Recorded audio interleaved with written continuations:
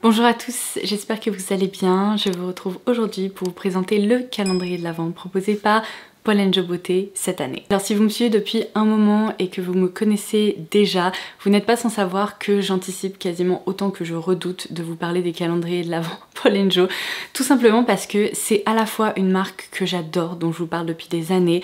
Son identité, son univers est absolument dingue. Ils ont réussi, si vous voulez, à intégrer tellement de choses dans leurs produits que j'adore. Ce sont à chaque fois des produits complètement collectionnables, non seulement avec des packagings qui sont beaux, mais les illustrations sont toujours hyper détaillées. On sent que justement il y a de l'attention qui est portée à tous les produits qu'ils sortent.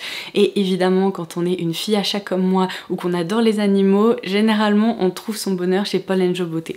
Et d'un autre côté, je dois dire que l'aventure des calendriers de l'Avent avec cette marque a très mal commencé, parce que leur premier calendrier de l'Avent n'était franchement pas à la hauteur et était franchement décevant. Mais la bonne nouvelle, c'est que l'année dernière, j'ai été agréablement surprise. Et bien justement, en parlant de chat, je viens de voir, je crois, Kira passer. Mais du coup, comme je vous disais, l'année dernière, j'ai été agréablement surprise parce que certes, ces coffrets ne sont pas donnés, mais le niveau était franchement meilleur que les années précédentes. L'assortiment de produits proposés était varié, plutôt très sympa à découvrir. Et donc, je dois dire que cette année, j'ai franchement hâte de me plonger dans cette nouvelle édition. D'autant plus que vous allez le voir, le format est différent des années précédentes. J'ai hâte d'ouvrir cette boîte parce qu'il s'agit littéralement d'une boîte, presque un peu d'une boîte à chapeau. Donc pour info, ce calendrier de l'Avent est déjà disponible à la vente. Il est proposé au tarif de 129 €.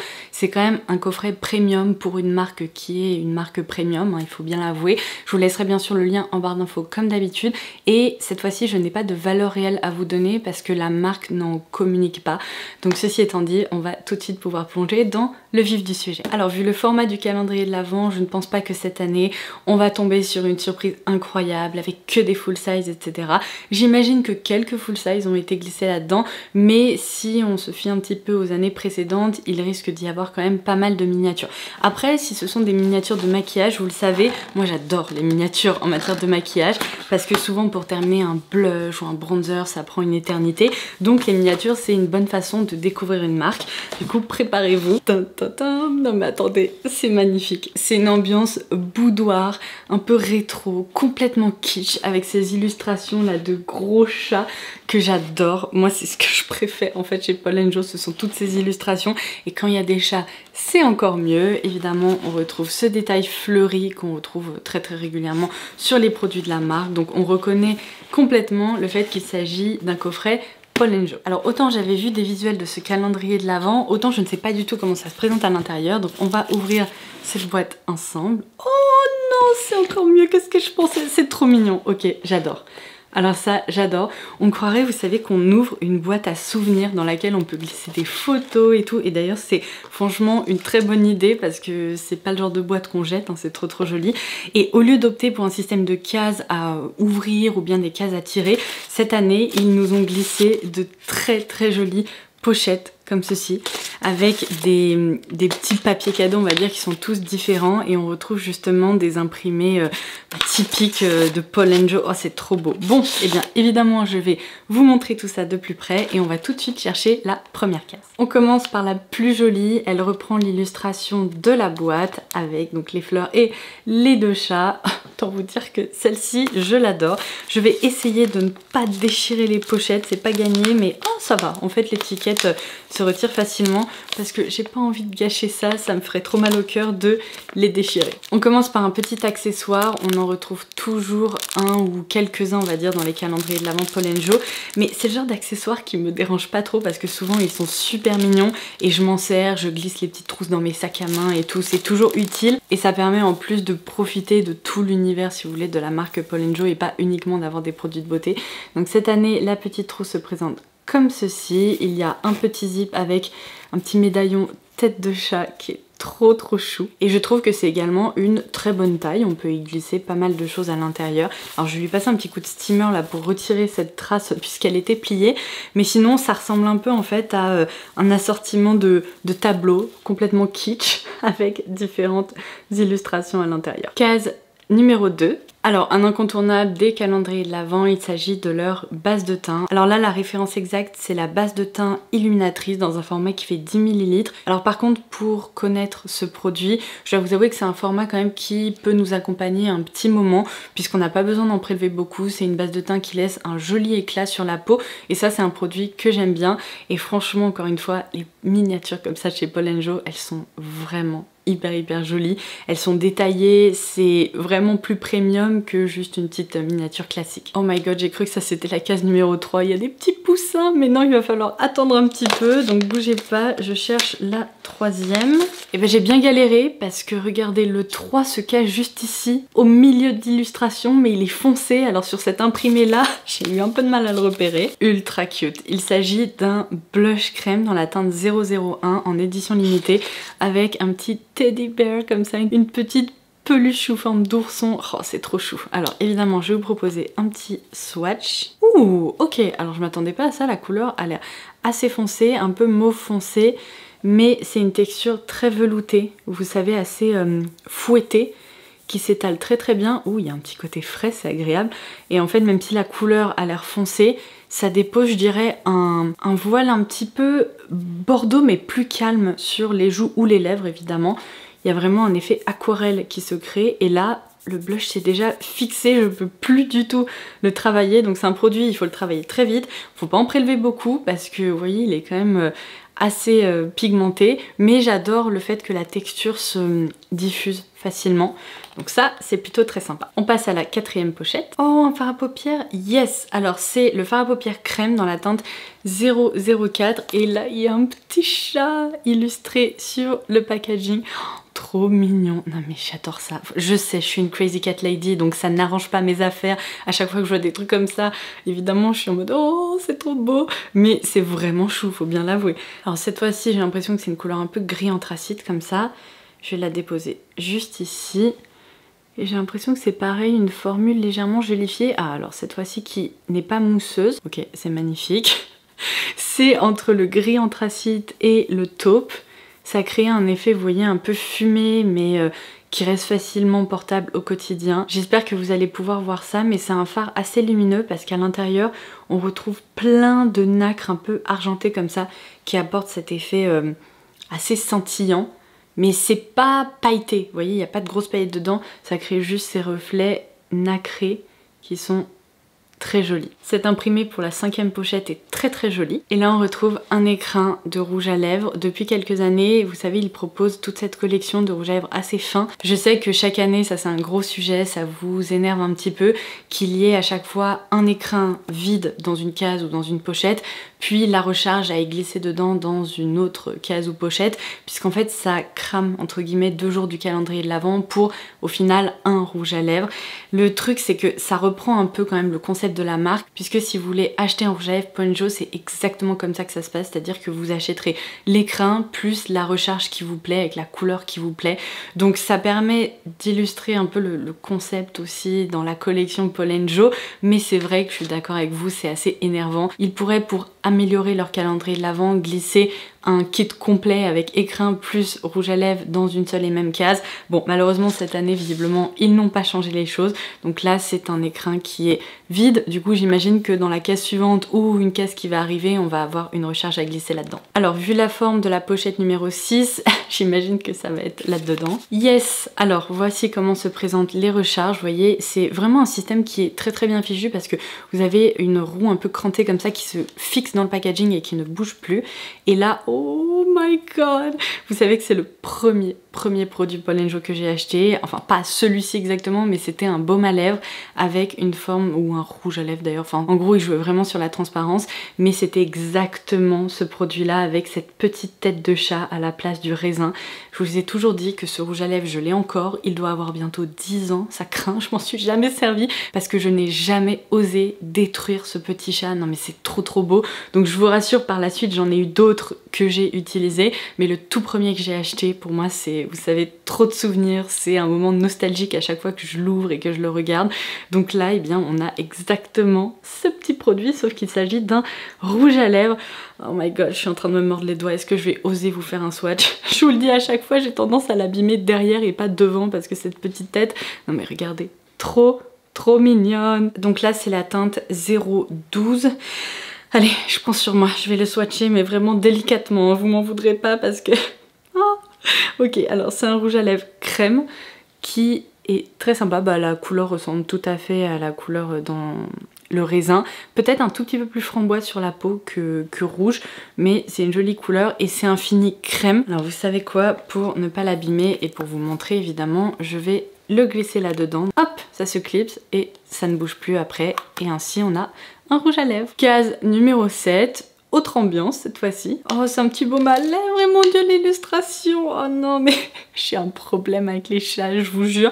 Moi, je vois ça et c'est exactement ce que je retrouvais. C'est trop beau et en plus, là, il y a une petite ambiance automnale avec cette couronne autour du chat. Oh, il est tellement cute. Alors, il s'agit du baume à lèvres, donc baume de soin pour les lèvres en édition limitée et c'est la teinte ou je sais pas, la déclinaison 005. Celui-là il sent bon. Chaque année il y a des odeurs un peu différentes, soit à base de miel, soit des odeurs un peu plus aromatiques. Là, c'est un parfum un peu fleuri sucré, délicieux, très délicat. Mais j'espère que vous allez pouvoir voir ça. On dirait un baume à lèvres transparent, mais dedans il y a plein de reflets un peu roses comme ça avec des nacres. Donc j'imagine que ça apporte un effet un peu lumineux, scintillant sur les lèvres. Bon, ça c'est super mignon et on peut carrément même le laisser sur une commode ou sur sa coiffeuse. Je dois vous avouer que je suis hyper fan du système de petites pochettes illustrées comme ça. C'est très mignon, la présentation est vraiment jolie. Et même si je galère un petit peu à trouver le jour que je recherche, eh bien l'expérience est agréable, donc c'est vraiment sympa. Là, on a une illustration avec des petits canards. Alors ça, c'est le produit que j'espérais ne pas retrouver cette année, parce que vraiment l'année dernière, ça m'avait un petit peu gonflé. Il s'agit du gel démaquillant, donc évidemment de chez Paul & Joe Beauté, dans un format qui fait seulement 9,8 ml, donc 10 ml. Du coup, c'est un tout petit gel nettoyant. Et alors, autant par exemple une base de teint dans ce format-là, on s'en sert un moment, autant ce genre de produit, bah, en 2-3 utilisations, j'exagère, mais peut-être allez 5, c'est terminé quoi. Donc, je suis pas hyper fan. J'avoue que j'aurais préféré retrouver autre chose. Case numéro 9. Qu'est-ce qu'on a? Oh ma... Alors ça... J'adore! Vous avez donc un élastique. Alors c'est un élastique classique, je suis pas hyper fan de ce genre de truc, mais pour une queue de cheval ou autre ça peut vraiment être utile, puisque c'est un petit accessoire à part entière. Vous avez ce médaillon avec cette tête de chat là en 3D. Non mais j'adore! C'est tellement kitsch, mais c'est trop mignon. Et franchement avec une queue de cheval assez haute et ce petit truc comme ça là qui ressort, j'adore! Je m'en servirai avec plaisir. Oh yes, cette case avec cette très belle illustration, je la trouve très réussie. Une année, ils avaient sorti une trousse comme ça avec des chevaux, je l'avais trouvé trop sympa. Alors, on continue. Ah non, je l'ai déchiré. Ah bah évidemment, vu la forme du produit, j'aurais dû m'en douter. Il s'agit d'une miniature de leur huile. Alors de mémoire, c'est une huile de soin dont on peut servir sur le corps, mais aussi potentiellement pourquoi pas sur le visage. Si je me souviens bien, elle sent vraiment très bon. Il y a beaucoup de produits dans cette gamme de soins qui sentent la limonade. Vous savez, il y a une odeur de citron comme ça, très frais, légèrement sucré. C'est hyper agréable. Alors bon, le format est un petit peu petit. Après, la miniature est très jolie et ça permet quand même de découvrir le produit. À la limite, je préfère retrouver ça plutôt que le gel nettoyant pour le visage si vous voulez. Oh là, la case numéro 11 fait vraiment flipper. Halloween approche en plus. Alors, de nouveau un produit dans la même gamme, c'est la lotion aux plantes que je connais bien. C'est un produit qui est extra et qui joue vraiment un rôle de lotion tonique, quoi. Elle est efficace. Bon, ça pareil, je dois vous avouer que ça vous accompagnera pas bien longtemps, mais ça permet de découvrir. La case numéro 12 est sublime. J'aimerais bien retrouver un agenda avec cet imprimé. Franchement, Paul & Joe, il faudrait qu'il développe plein de trucs de papeterie et tout. Je pense que ça fonctionnerait, mais du feu de Dieu. Alors cette fois-ci, la crème pour les mains. Pareil, le format n'est pas très généreux. Ça ne fait que 14 ml. Ils auraient pu pousser jusqu'aux 30 ml. Franchement, surtout pour un produit comme ça. Mais bon, hein, encore une fois, ce n'est pas moi qui compose les calendriers de l'Avent. Case numéro 13. Qu'est-ce que c'est? Oh, oui. Alors, je sais pas ce que c'est, mais d'ores et déjà, oui, pour l'imprimer, un petit chat. Il est trop mignon. Non mais vous devez vous dire, cette fille a un grave problème avec les chats. Écoutez, franchement, si je pouvais accueillir tous les chats du monde à la maison, je le ferais. Alors bon, clairement, c'est pas très viable comme situation, mais j'adore les chats. Alors, voici comment ça se présente. Et c'est un petit pochon, cette fois-ci, qui se resserre grâce à 2 liens comme ça. Ça peut être très pratique, on peut y glisser pas mal de choses. Le format est plutôt sympa quand même. Et l'illustration, mes chouchous, regardez comme il est beau. On passe à la 14e pochette. Ah, alors une autre version de leur base de teint, mais cette fois-ci c'est la déclinaison pour l'éclat, toujours le même format. Alors celle-ci je l'aime un peu moins parce qu'en fait si vous regardez bien à l'intérieur, c'est une gelée transparente dans laquelle il y a des micro-nacres qui sont en suspension dans la formule. Ça laisse, si vous voulez, un éclat sur la peau, mais de façon un peu plus artificielle parce que c'est via ces petites nacres. Donc c'est joli comme produit, c'est juste que pour le coup je préfère la version illuminatrice avec un rendu plus naturel, on va dire. 15e pochette, j'ai l'impression là en transparence que je vois un compact. Alors cette fois-ci c'est un blush poudre, donc dans la teinte 001 et à l'intérieur, oh waouh, très joli. On retrouve la fleur Pollen Joe et la couleur, je dirais comme ça que c'est un corail légèrement satiné. Ben, on va le swatcher pour voir ça. Ok, il est très joli, c'est vraiment une couleur bonne mine, assez universelle.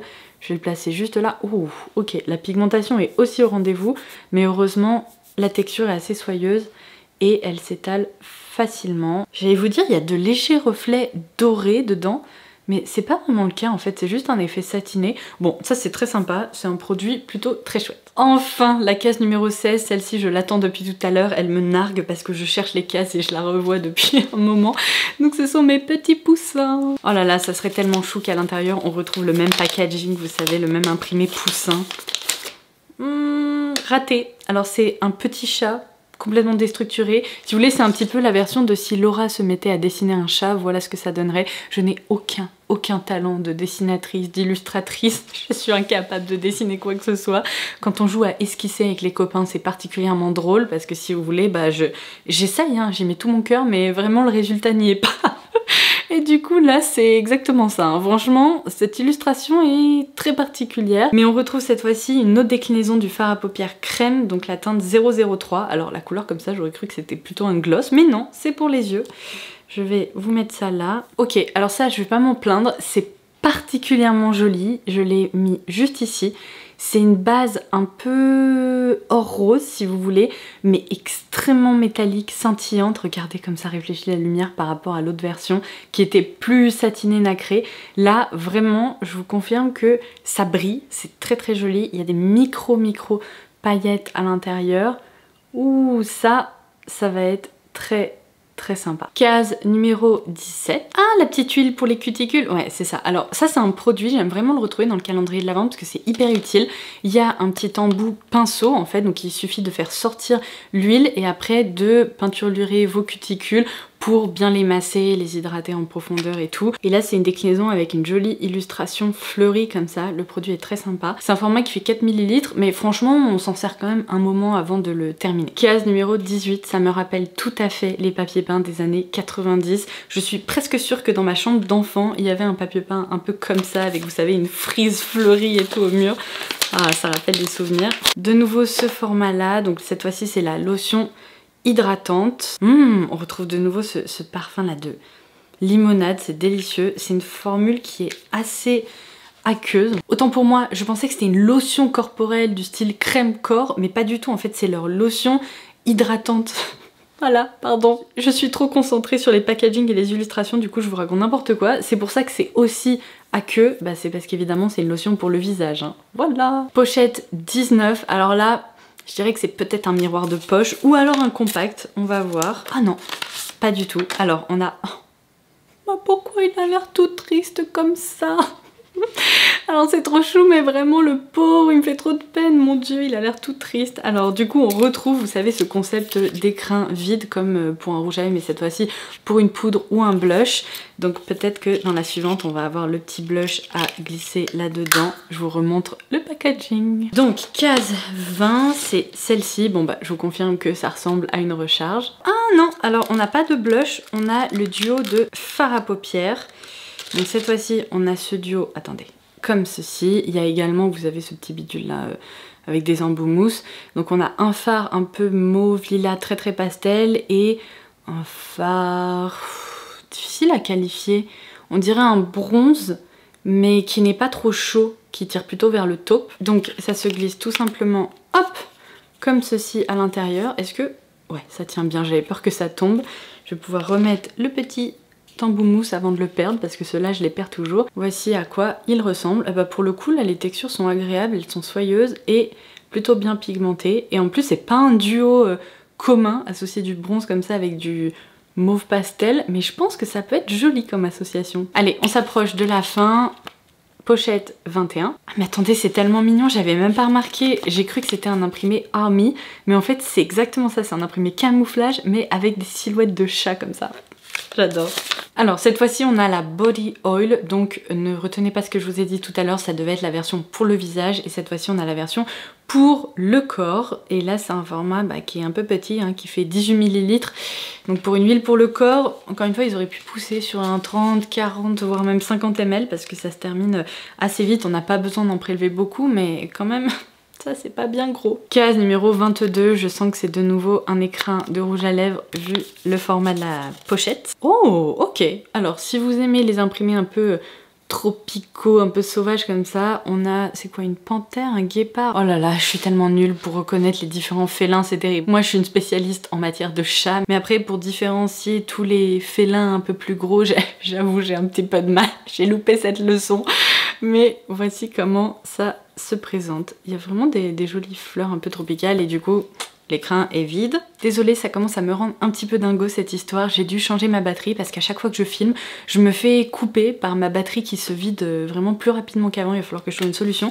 Mais bon, du coup on passe à la pochette numéro 23 cette fois-ci et on va pouvoir retrouver, j'imagine, la recharge. Oh yes, oh yes. Je craignais que ce soit une autre gamme de rouge à lèvres, mais j'aime tellement les retrouver là, ces petites têtes de chat. Alors cette fois-ci c'est une couleur parfaite pour l'automne-hiver, un peu plus profonde comme ça, mais qui est un peu chocolatée, marron. Oh là là, il est trop cute. Alors là c'est la teinte 011, pareil, je le tourne. Je vais vous faire un petit swatch délicat. Ok, même formule, c'est les rouges à lèvres crème en fait de la marque et on est vraiment sur une couleur chocolatée comme ça, mais franchement j'aime beaucoup. Je trouve que c'est plus original que la version rouge qu'on a eu avant, c'est plutôt pas mal, j'adore ce genre de couleur. Du coup évidemment je le glisse là dedans et vous voyez ce qui est super pratique, c'est que si par exemple vous préférez l'autre écrin, vous pouvez bien ressortir le tube et interchanger vos différentes recharges. Vous n'êtes pas obligé de glisser ce rouge à lèvres là dans cet écrin-ci, c'est vraiment vous qui choisissez. Alors attendez, j'aligne, voilà, hop, l'imprimé comme un papier peint et voilà. Et alors du coup je suis comme vous, j'aimerais que ça ne s'arrête jamais, mais malheureusement on est déjà arrivé à la dernière pochette, donc la 24e. J'aime beaucoup le fait qu'ils aient repris le même imprimé pour cette petite pochette là, je l'adore. C'est mon préféré avec les petits poussins. Et... oh dang. Je sais pas pourquoi, je m'attendais à un truc un peu waouh, un beau full size et tout, mais non, là vraiment le soufflet retombe. Il s'agit de... En plus ouais c'est pas dingo, franchement ça c'est très très décevant. On veut une amélioration de ce côté là. Il s'agit de la base de maquillage, donc 002, et en fait là c'est la formule base sérum, donc un peu plus hydratante on va dire, mais rien de particulier quoi. C'est un format qu'on a retrouvé tout au long du calendrier. C'est pas un full size, c'est pas un produit waouh. Franchement à ce rythme là j'aurais presque préféré qu'il nous glisse dans cette dernière case. Le blush par exemple, je trouve que c'est déjà un peu plus waouh que retrouver cette miniature-ci. Alors j'ai refermé ma petite boîte que je vais conserver comme je vous le disais. Oh là, je vais mettre des petits trésors là-dedans, je suis comme une dingue, c'est trop mignon. Et on passe à la conclusion. Bon, je ne visionne jamais mes vidéos d'une année sur l'autre et à vrai dire je ne visionne jamais les vidéos que j'ai mises en ligne parce que c'est très étrange de se regarder soi-même. Mais je pense pas trop m'avancer en vous disant que ma conclusion va être assez proche de celle de l'année dernière.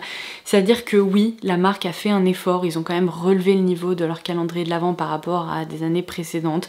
Je trouve que tout ce qui est contenant, détails, illustration, tout ça évidemment c'est hyper réussi. C'est une expérience à part entière et quand on apprécie la marque Paul & Joe ou qu'on souhaite la découvrir, c'est vraiment un beau moment qu'on passe je trouve. Le coffret, il est sublime. Après le contenu, Il est sympa, mais je pense vraiment que la marque pourrait encore mieux faire. J'adore les miniatures de maquillage qu'on retrouve dans ces coffrets, j'adore aussi les rouges à lèvres, les écrins de fard à paupières, de blush et tout, mais encore une fois, je vous le dis chaque année, les formats de soins sont vraiment trop petits.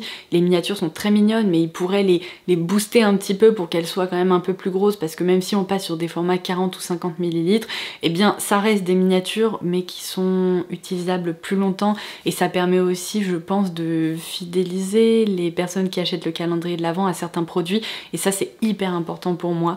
Donc n'hésitez pas à me faire vos petits retours en commentaire ci-dessous. J'imagine que nos avis se recroiseront une nouvelle fois cette année. C'est très beau, mais moi vraiment je reste campée sur ma position de Paul & Joe Beauté, vous pouvez faire mieux. Et je pense vraiment que si vous améliorez ce calendrier de l'Avent, un jour il va être waouh quoi. Et j'espère vraiment que je pourrai découvrir ça un jour, parce que il manque ce petit soupçon de magie, vous voyez. Bon, c'est tout pour aujourd'hui, du coup je vous laisse, je vous embrasse et on se retrouve très très vite. Bye bye!